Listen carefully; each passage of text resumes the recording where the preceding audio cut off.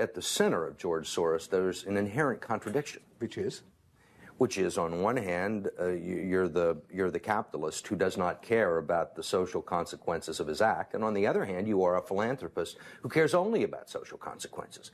How do you resolve the two? Recognizing that as a competitor, I've got to compete to win. As a human being, I am concerned about the society in which I live. Which George Soros am I talking to now? The amoral George Soros or the moral George Soros? It's one person.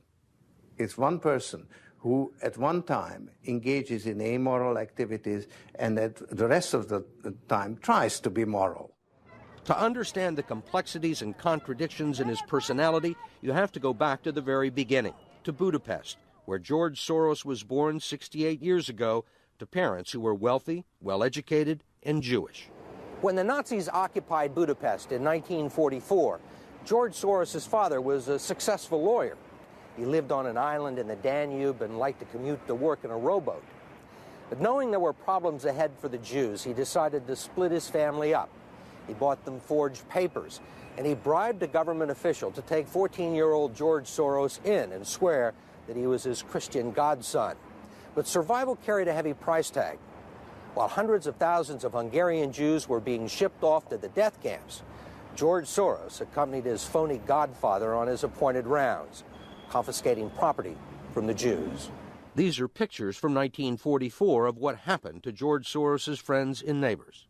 You're a Hungarian Jew who escaped the Holocaust by posing as a Christian. Right.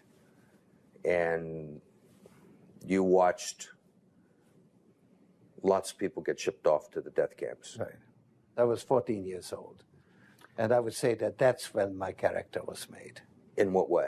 That one should think ahead, one should understand and anticipate events, and one is threatened. It was a tremendous threat of evil. I mean, it was a very personal experience of evil. My understanding is that you went out with this protector of yours who swore that you were his adopted godson. Yes, yes. Went out, in fact, and helped in the confiscation of property from the Jews. That's right. Yes. I mean, that sounds like an experience that would send lots of people to the psychiatric couch for many, many years. Was it difficult?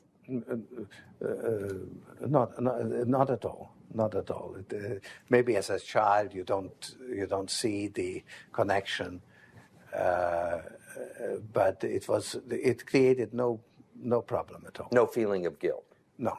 For example, that I'm Jewish, and here I am watching these people go. I could just as easily be there. I should be there. None of that. Well, of course, I could be on the other side, or I could be the one from whom the thing is being taken away. But there was no sense that I shouldn't be there, because that was,